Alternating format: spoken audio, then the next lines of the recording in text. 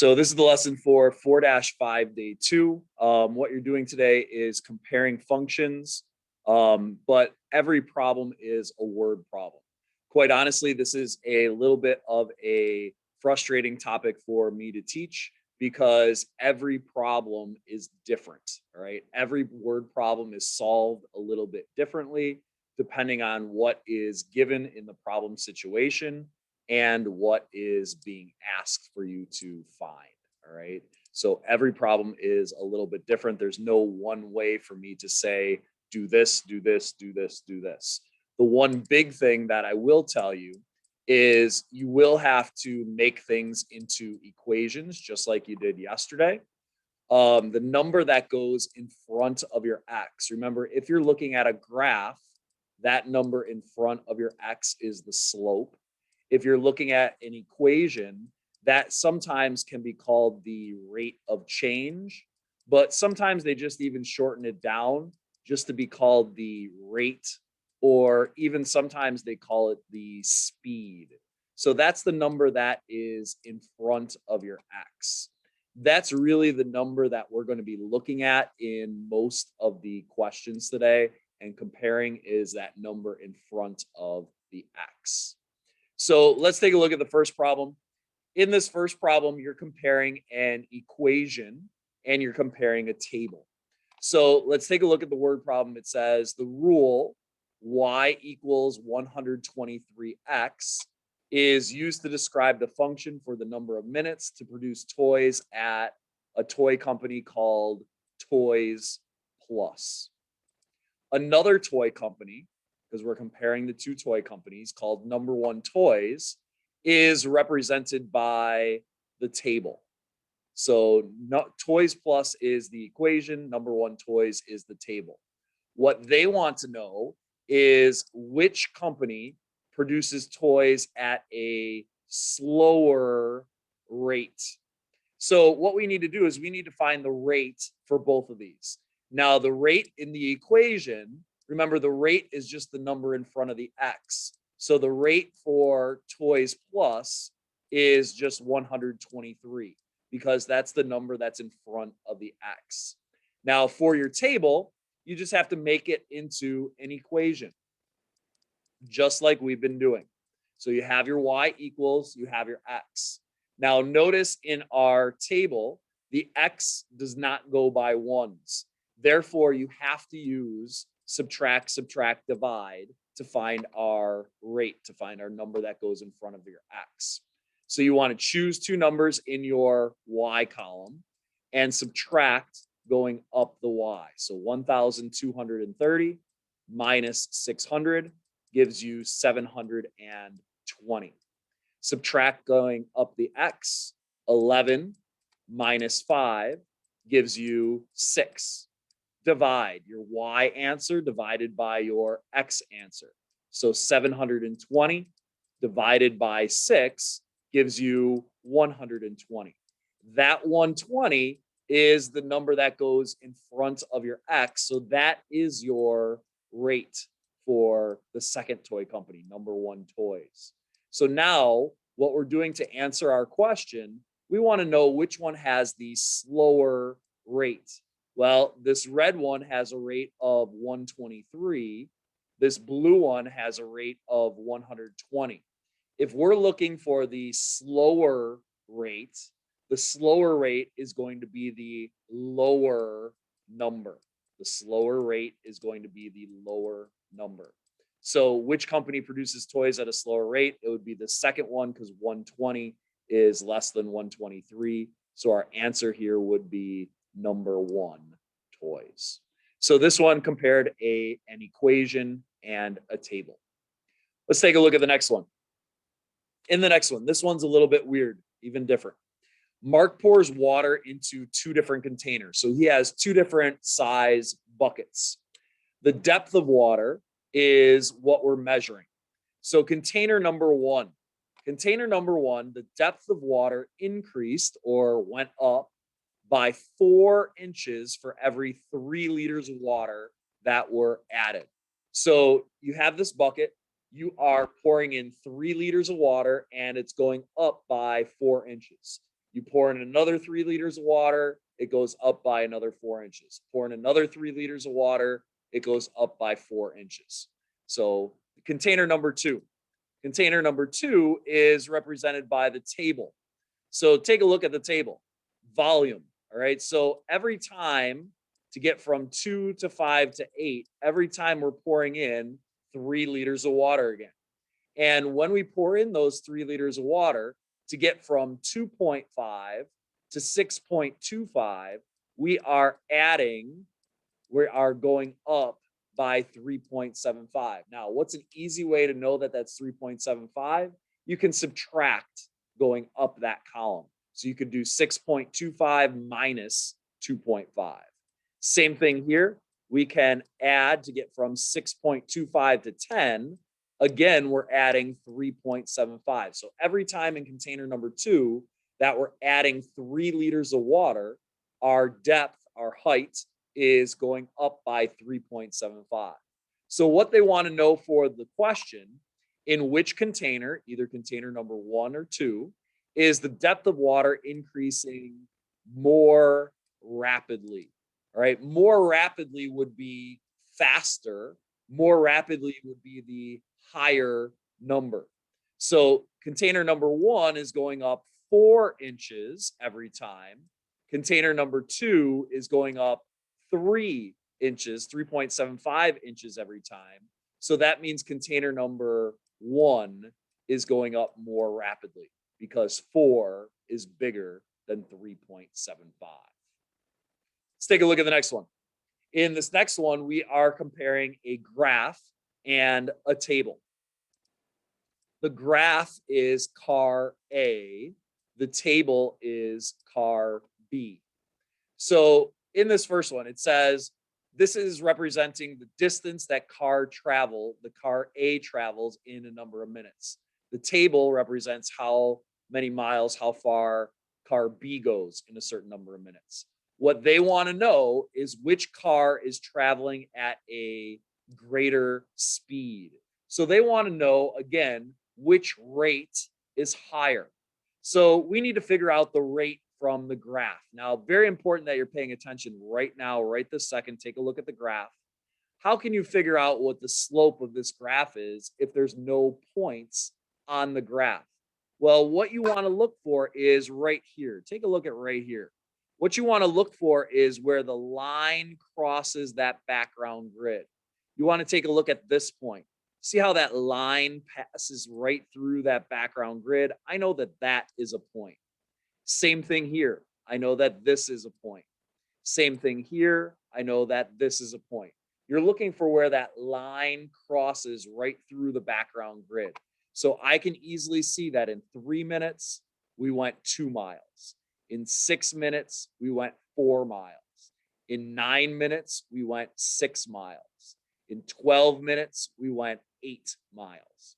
So remember that your rate in a graph is the same thing as the slope of the graph. So I want to know how many I go up and how many I go over to get from point to point to point. I'm going up 2 over 3, up 2 over 3. So that is my rate or my slope of the graph. When we take a look at car B, I can see that I have a table. I need to use subtract, divide to find the rate. So choose 2 numbers in your Y and subtract going up. 25 minus 12.5 gives you 12.5. Subtract going up the X, 30 minus 15. 30 minus 15 is 15. And now divide. 12.5 divided by 15 gives you a decimal. It gives you 0.833333 or 3 repeating. This is my rate for my table. This is my rate for my graph. Now, comparing a fraction and a decimal, I would change this fraction to be a decimal. How do you change a fraction to a decimal? You have to do the top number divided by the bottom number. So I have to do 2 divided by 3. 2 divided by 3 is 0.6 repeating. So 0.6 repeating is my rate. Remember my question here in the purple. I wanted to know which car is traveling at a greater speed. Well, the greater speed would be the greater of the two rates. 0.8 is bigger than 0.6. So my final answer would be car B because the rate is bigger. It's faster. Take a look at the next one. Now, this one is a very, very different than the other one. All right. So we have two fence companies. We have fence company A and we have fence company B. Fence company A charges $7,000 for building materials and $200 per foot to build a fence. So they charge $7,000 plus $200 times every foot. So $200 X. Fence company B. Fence company B charges based on the table below. So for example, 100 feet of fence, they are going to charge $26,000. It's an expensive fence. What they want to know for question A here, what they want to know is which company charges a higher rate. Well, so you know how much fence company B charges for 100 feet. You could easily figure out how much fence company A is going to charge for 100 feet by subbing in 100 in for X. So 7,000 plus 200 times 100 gives you $27,000. And that's for 100 feet of fence. So if fence company A is charging $27,000 for 100 feet, and fence company B is charging $26,000 for 100 feet, which company is charging a higher rate? Well, the higher rate would be the higher amount. So this one is bigger. So fence company A charges more. They charge a higher rate. So again, a little bit different type of a question there. Take a look at the next one. This next one, we're going to be comparing an equation and a graph. So two brothers, Leo and William, are racing their bikes. Leo is given a head start. The expression, so Leo is represented by the graph. Now, when we take a look at Leo's graph, in a half an hour, he is going from 1.5 to 9.5. So in a half an hour, in 30 minutes, he is traveling 8 kilometers in 30 minutes. Well, we don't want to know how much in 30 minutes. We want to know how much per hour. So if we double that, 16 kilometers would represent 1 hour. So our equation here would be y equals 16x, because that's how fast he's going in 1 hour. William, on the other hand, it says that William is represented by 19x. So William's equation is really y equals 19x. They want to know for the question, which statement is not true? Well, the statement that's not true is the one that we're looking for. So we just have to go statement by statement and figure out which one it is. William is traveling at a faster speed than Leo. Well, William is traveling at 19. Leo is traveling at 16. That's true. All right. So that is not the one that we're looking at, because we're looking for the one that is not true. The difference between their speeds is 1.5. 19 versus 16. That is not a difference of 1.5. That is a difference of 3. So this is the one that is not true. Take a look at the last one. 2 different cell phone plans. All right. You have the pay per text plan that charges $10 a month plus 10 cents for each text message. They want you to write an equation that would represent that. So 10 cents per message plus the $10 per month. The frequent text plan, which is a different one, is modeled by the graph.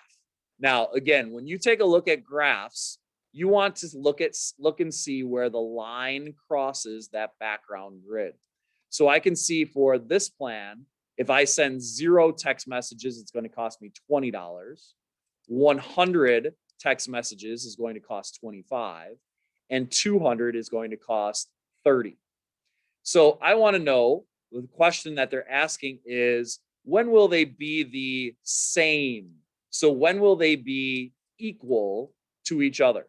Well, what you're going to want to do is you want to graph this equation. And when you go to graph that equation, you want to see when they're going to be the same, when they're going to be equal to each other. So honestly, what I would do is I would set up a little chart for myself. Just like we've been doing, I would set up my X and my Y, and I would want to figure out what 0 is, what 100 is, and what 200 is. Why did I pick those numbers? Because that's what I know for the other one for sure, because that's where that line crosses the background grid. So subbing in these numbers, 10 cents times 0 plus 10, that would give me a monthly cost of $10. 10 cents times 100 text messages plus the $10 monthly fee would give me a charge of $20. Still not equal. It's getting closer, but not equal.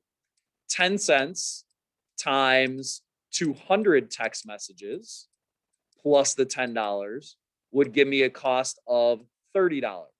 Ding, ding, ding. Notice that those two dots are right on top of each other. If we went to graph this, that's where those two lines would cross. They cross right here. That's where they're equal to each other. It would be at 200 text messages. So again, every problem is solved a little bit differently. There's no one way that I can tell you to find it. Most of the time you're looking for the rate. All right. The moral of the story here in these questions is remember that the rate, slope, speed, those are all this number that's in front of the X.